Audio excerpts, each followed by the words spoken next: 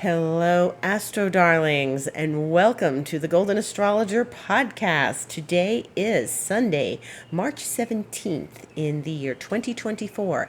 I am Deb McBride, and I am recording this on a beautiful day in Escazú, Costa Rica. And the sun is setting later and later every week, every day, so it's still very light out here. It's very nice. And we are in the Sun-Neptune conjunction. And this is a very strong annual experience. So one of the things about Neptune, as I talked about last week, is magic. And I spoke about magic on Instagram the other day, and I spoke about magic on this podcast last week. And where can you find the magic right now in your life? What feels like magic to you? Where can you drum up some magic? Where can you put your heart into something and turn it into something magical? Magic is within our reach, and all you have to do is sort of focus on that, turn your attention to it, because Neptune is about the other realms. It's about the unseen realms. And Neptune is also about feeling, emotion, sensitivity, visualization, meditation. But as I said last week, Neptune really brings us to a different place when we tap into its power. And, a lot of times we experience Neptune as this blinding energy, as we are blinded, we are not able to see clearly, it's fog. It's like I've said before, driving in the fog and having to drive very, very slowly, looking very intently over the dashboard at the road that you can only see about 3 feet in front of you, right? And this is something where when the sun joins Neptune, it gives us that moment of light. The illumination of the sun connects with Neptune and gives us some light in that Neptunian fog.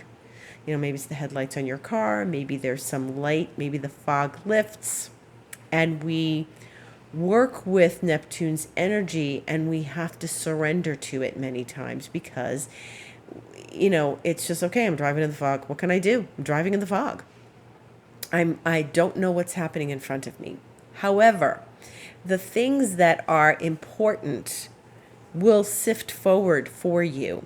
And this is why this is why Neptune's really good about meditation. This is why I suggest that if you go into meditation, you sit with the energy and you experience it and you're present for it and you're present with it. The thing about Neptune is you want to grab it and it slips through your hands. You just have to be present and open to it. Because if you go, Saturn's the one that wants you to work. Saturn is the one that's like, okay, I'm going to climb the ladder and I'm going to get somewhere. I'm going to achieve something. Where Neptune is not. Neptune, you think, as I've said before, you think you're going from point A to point B in your little boat on the ocean. And then you wind up at point Z and you're like, how the hell did I get here? I was going from point A to B. What happened? Was it the fog? Was it you lost your consciousness along the way, which is happening with Neptune oftentimes? Neptune leads us to a place that we did not expect.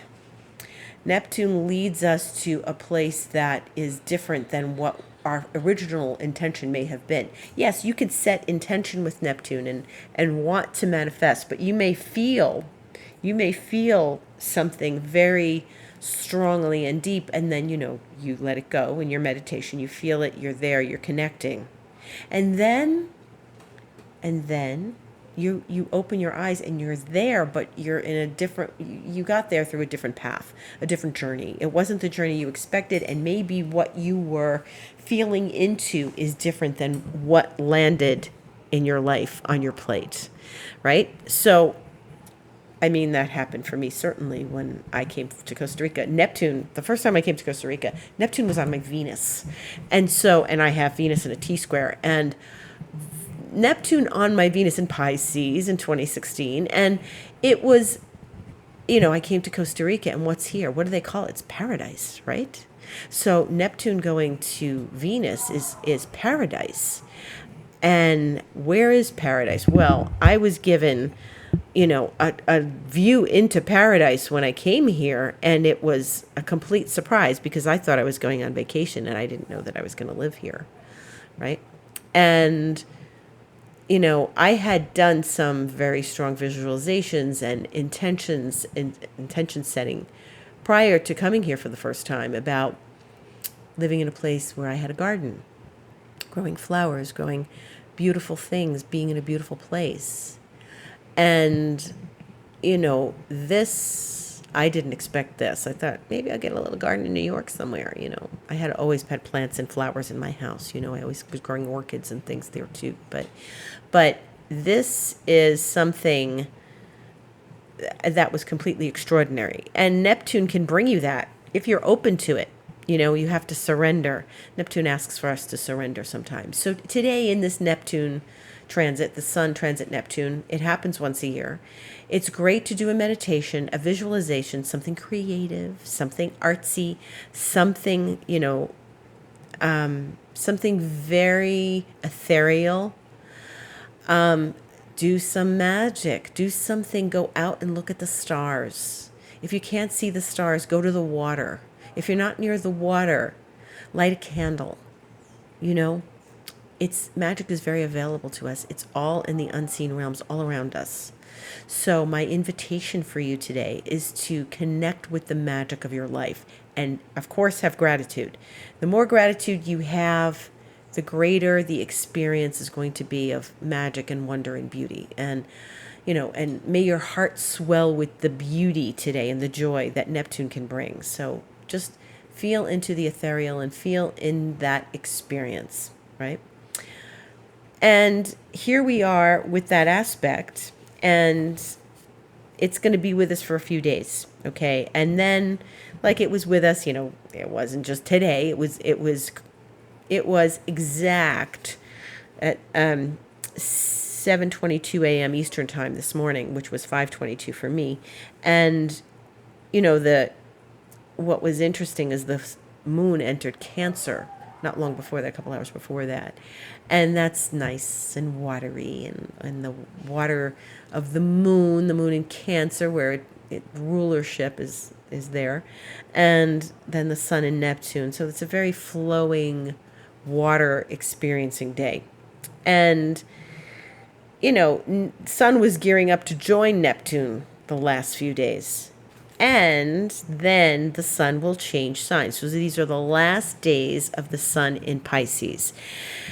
And then the Sun enters Aries on Tuesday at 11:06 p.m. Eastern Time, which will be 9:06 my time. And what happens when the Sun is at the end of the zodiac? It's the turning point of the old year into the new year. So the new astrological year technically begins when the Sun enters Aries. Yeah, we celebrate New Year's January 1st.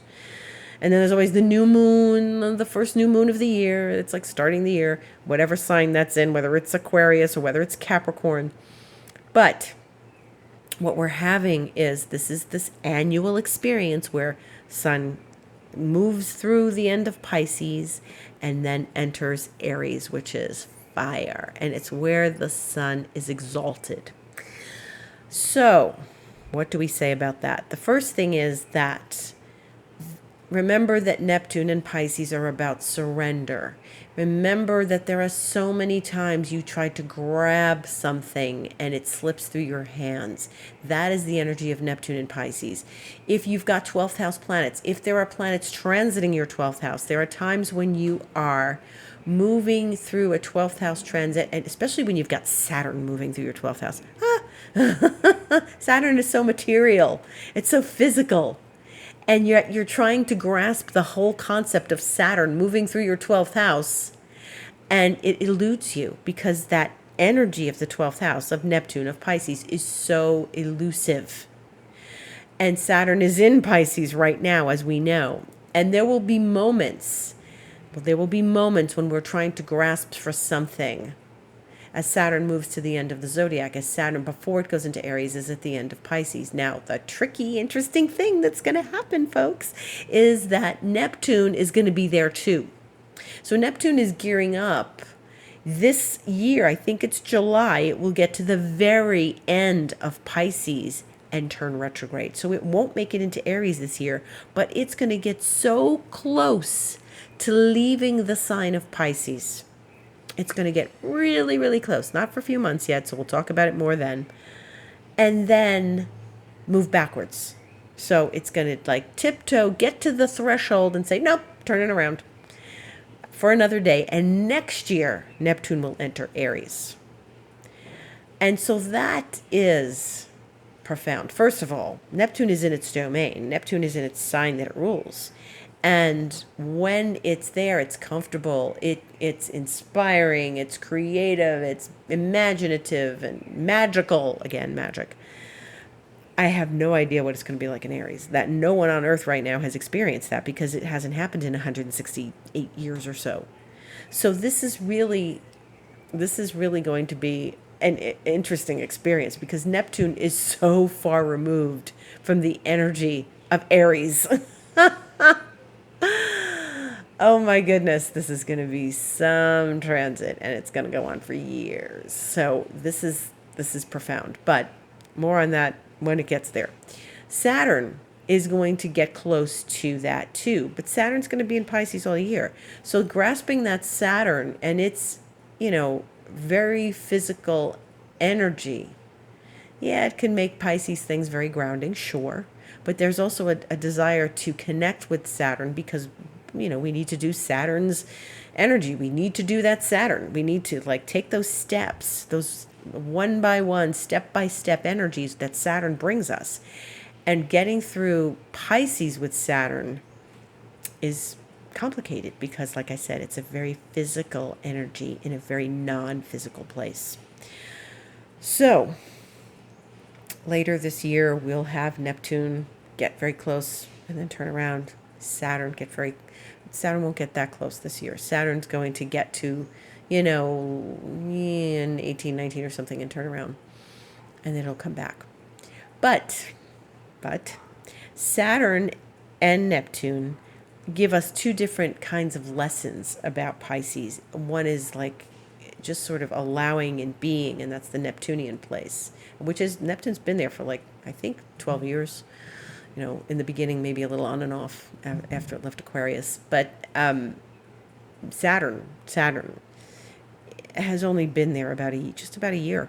And it's going to be a fascinating journey to clean up that Pisces energy with Saturn. Okay, come on, let's get our ducks in a row. And that doesn't happen in Pisces. The ducks are swimming all over the pond, So it's very there. Saturn wants to tidy it up. Neptune doesn't. Neptune is content with the energies that are just being and just present. Now, as the sun gets ready to leave Pisces, there are things that we learn. Pisces is, as I said, the last moments of the zodiac, okay? Pisces it's in those last moments as the sun, which is at 27, almost 28 degrees right now. And then it goes to 29 and then eventually out on Tuesday night in this region of the world.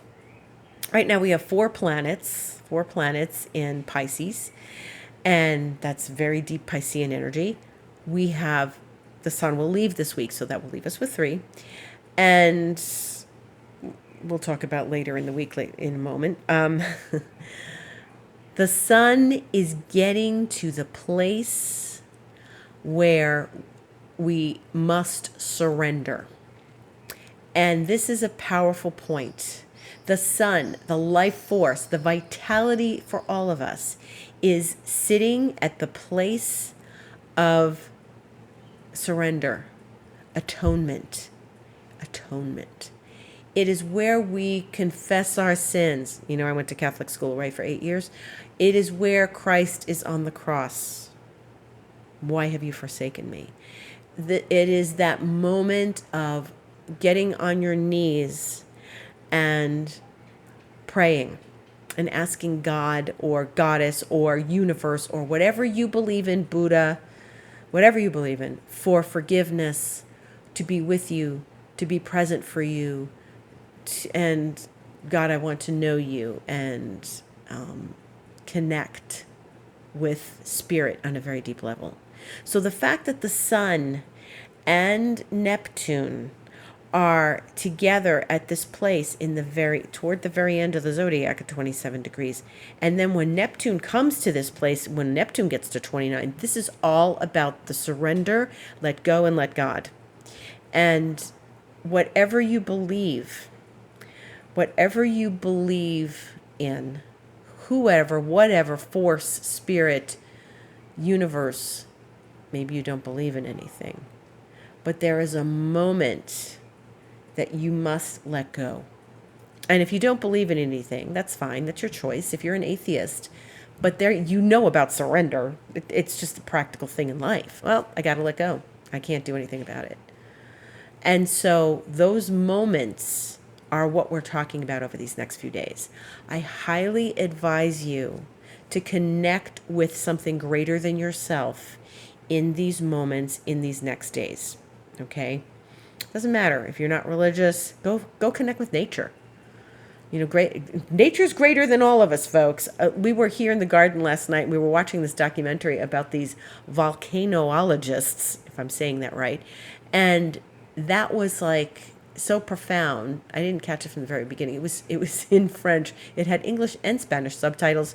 We were watching it, and Monica and Ali was telling me how they've seen it before, but it was fantastic because they were so tapped into their zone of volcanoes and when they would erupt and measuring them and knowing the potential dangers of what happens when a volcano erupts. And like this couple died in a volcano blast in Japan. And they were watching it and they were at a comfortable distance, but it got further than they expected. And it was inevitable that this was going to happen. But they obviously trusted they were really in their life purpose working with volcanoes, which is a phenomenal, very brave work. Very brave work. And so the experience of something so ethereal is profound. Talk about letting go and letting God. These people really just let go, and they allowed nature, which is, a volcano is a violent force of nature. And this is what I'm saying. If you don't believe in a god or a goddess or whatever, go talk to nature, because nature has answers. Nature has all the answers we need. And those people were tapped into the zone of nature in a very profound way. So that was my point about watching volcanologists. So other things are going to happen this week. Venus, which is in Pisces, as I mentioned, is going to connect and conjunct with Saturn on Thursday at 7:09 p.m. Eastern Time. So this is an annual thing also, unless Venus goes retrograde. Venus, and she has to be retrograde where Saturn is, she's going to connect with Saturn. Now, in Pisces, this is going to be interesting. This could be this moment of, well, I have to let go because I can't believe in something I believed in before, which is also a Pisces thing. And Venus-Saturn is also about relationships in the way that, sometimes it's about restructuring your relationship. Sometimes it's about looking at the realities of your relationship, taking new responsibility and action maybe in your relationship. Could also be about your kids. Venus is what we love, and it could be a new responsibility that you need to handle with your children. It could be something where you have to step up with your creativity and bring it to the world on a whole new level, make it very material, and take responsibility for the creative drives that are within you. Saturn often makes us do that. Saturn is what we would rather avoid doing. Sometimes it's responsibility. Sometimes it's just the fear of our own greatness and the fear of being rejected. Oh, goodness, is that big with Venus-Saturn. Rejected by your art, rejected by your audience, rejected by a lover, rejected by your family, rejected by your cat, who is a little bit of a Madam. she's across the room. Um, there's a very strong, fear of rejection with Venus Saturn. So we're going to experience that this week, and it doesn't have to be rejection. It's overcoming. Saturn wants us to really work through it and overcome and take responsibility for our talents. So many people, like, as long as I've been in the coaching space and in, like, as I am the mentor and the mentee in these last years, what I've experienced is like people thinking that imposter syndrome, like having to get over imposter syndrome. And it's like, just move past it. Just stand up, own your talents, your abilities, and move past that imposter syndrome and own your creative genius. And that's really a Venus Saturn thing too. But we have to get past our fear of being rejected and it's or unloved, you could be loved and rejected at the same time for whatever reason. That could work out in some weird way. Someone who loves you has to have boundaries and says, you know what, I can't do that for you right now. Or you have to lovingly set boundaries with someone in your life. Maybe your kids, maybe your spouse, maybe someone at work. But there is boundary setting many times with Venus Saturn. And these are all the possibilities. It doesn't have to be rejection. It doesn't have to be crumpling in a veil of tears and saying nobody loves me. It's really heroic to stand up and say, I'm going to put my work out there no matter what. I'm going to put that post out there no matter what anybody thinks, and I don't care if they criticize me or what they do, because criticism can be high with Venus Saturn. And be very aware and listen to how you speak to yourself. Venus in Pisces has empathy for days, empathy for years. Venus in Pisces, as I spoke about last week, because Venus was entering Pisces, and how it's sparkly and glamorous. But when it meets with Saturn, a shadow can come forward. And the words we speak to ourselves and the expectations we have of ourselves can be very harsh. So please, please keep that in mind and be gentle and empathic with yourself. And then on Friday, Mars is going to enter Pisces. So as the sun, this is what I said later in the week, the sun is going to enter Aries, which is Mars's domain. And Mars, that is currently in Aquarius, is going to slip out and go into Pisces Friday the 22nd at 7:47 p.m. Eastern Time. And so this is quite the shifting of energies. The sun, which is comfortable in Pisces and brings illumination, is going to get out of there and go into Aries. Yeah. And Mars will be in Aquarius for a few days while that's happening. So the sun is like, yeah, I'm going into Aries. I'm ready to rock and roll. I'm ready to do things. And what rules Aries? Mars.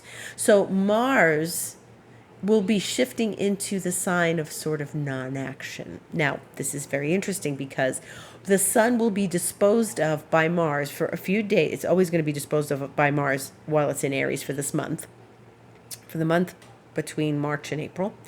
And it's disposed of by Mars because it's in Aries. So the dispositor, Mars, will be in Aquarius, where it's fighting for an ideal and its warrior spirit is high, and it's in that place of uniting people with a passion and a mission in an altruistic sense. And then it floats on into Pisces 4 days later, 3-4 days later.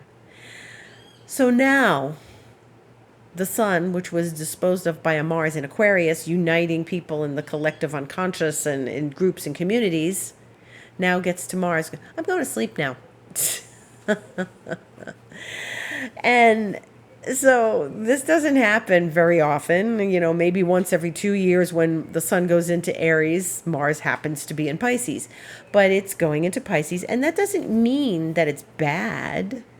It's not, it's Mars's favorite place, but Mars in Pisces is energy for empathy, compassion, energy for healing. So this Aries season, we're going to get a big dose of Mars in Pisces. Now, Mars is going to stay there. Mars does not leave Pisces the entire time that the sun is in Aries. So once it goes in on Friday night, Eastern time, it's going to remain there throughout the sun's journey through Aries. So this is very interesting. The sun is in its exaltation place, and yet the dispositor is in a place of surrender, peace, meditation, and the place where we can't grasp something, that it's elusive. Mars will go into Pisces and then replace the sun there. So for a few days, there'll be 3 planets in Pisces. There'll be Venus, there'll be Saturn, there'll be Neptune. And then Mars will go in and join it again. There'll be 4. And so this is, again, a stack of planets in Pisces. And so we are being asked yet again, even as Pisces season comes to a close, as far as the sun is concerned, we're being asked to do the empathic, altruistic, compassionate thing. And our energies this Aries season are directed towards inner work, healing, meditation, sensitivity, a consciousness, okay?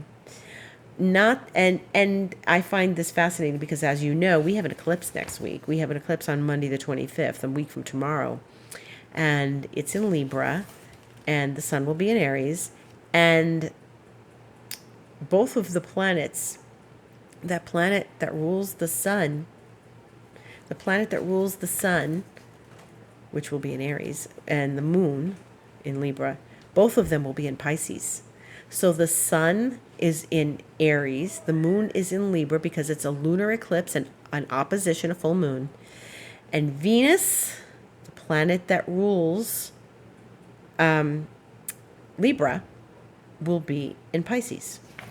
And Venus is exalted in Pisces, so that's a good thing for the eclipse. But Mars, which also will be the one that rules the sun. So the 2 planets that rule the eclipse, rule the planets experiencing the eclipse, well, really it's Libra, but those 2 planets involved in the eclipse are ruled by planets that will be in the sign of Pisces. So this is something to consider. This means that something very ethereal, magical, empathic, elusive can come through during this eclipse. Okay? So this is very interesting. So this means don't get ahead of yourself. Don't go pushing everybody around. Keep your head on and your temper, and there's something a bit untenable about this, something that we don't grasp, something that we don't maybe don't completely understand. And so it's a very profoundly interesting time, and this is a really interesting eclipse. I don't have a bad feeling about either eclipse. I don't feel like, that energy feels weird and it's making me queasy and I feel like I'm on a roller coaster. I'm not feeling that right now. But then talk to me after this first eclipse and you'll get to hear me talk about it if you're listening these next weeks. One eclipse is a week away and the next one after that is 3 weeks from now. So I have watched an eclipse come and be really amazed and it's so fantastic. And then between the first one and the second one, the energy changes and it's like, ugh.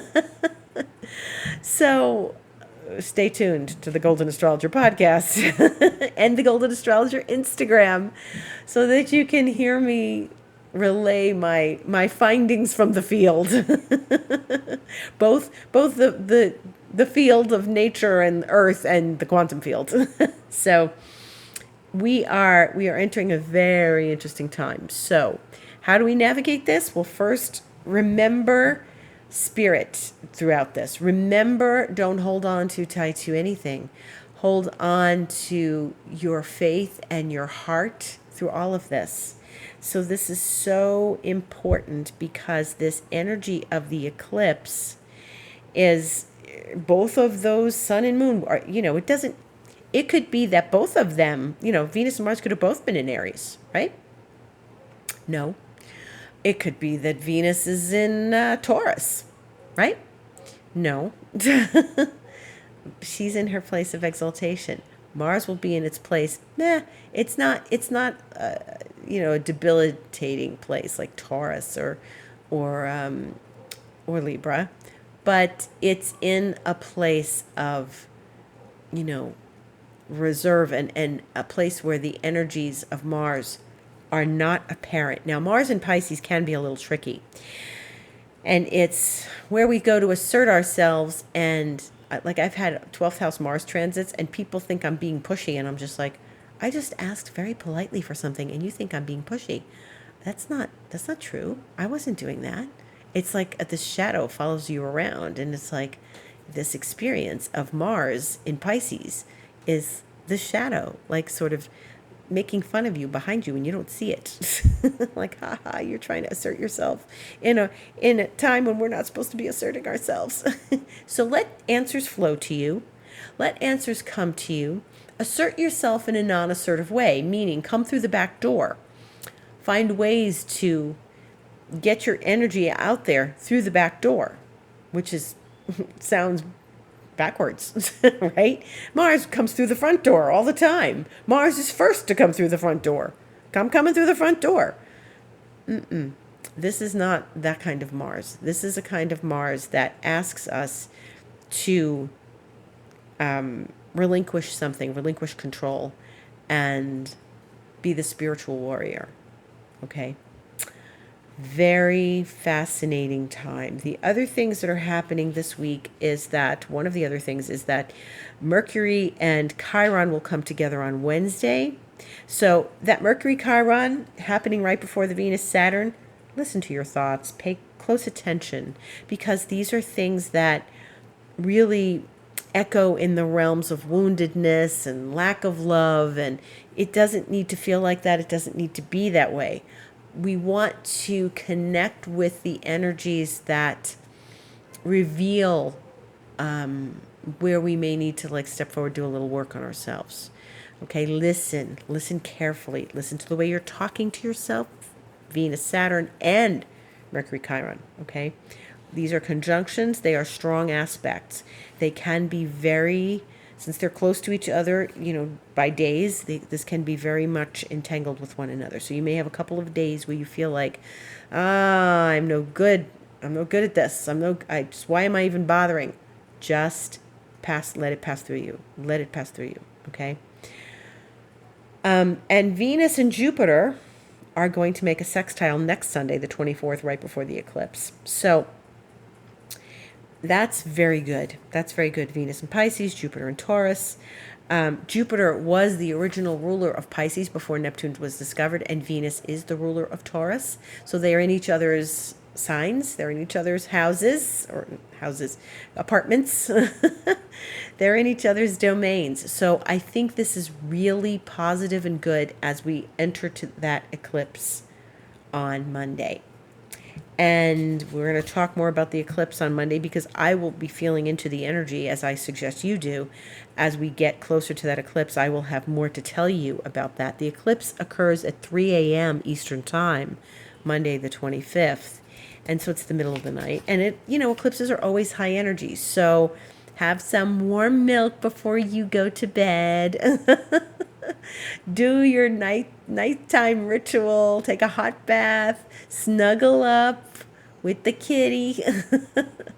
And keep the caffeine vibe low that day on Sunday, so that you can experience a good night's rest that night, because eclipses are high energy and we could be up half the night, right?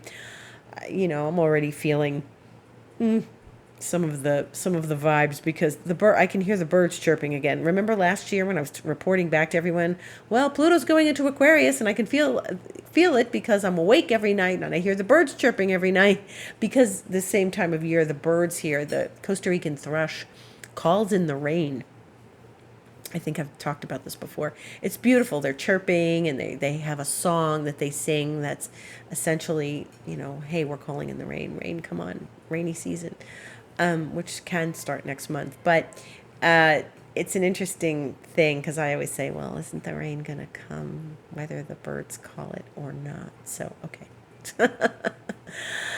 But that is the Golden Astrologer Podcast for this week. So I thank you for listening. And if you want to connect with me further, you can connect with me on Instagram. Like I mentioned, Instagram is The Golden Astrologer. My website, thegoldenastrologer.com, where if you go to book online, you can book a variety of sessions with me, whether it's Reiki, whether it's astrology, whether it's a new vision session where we do an emotional clearing, where I use my holographic system. And also, card readings, a variety of card readings, alchemy, archetype, tarot. I love the alchemy cards. I love the archetypes too, but the alchemy ones are just so phenomenal.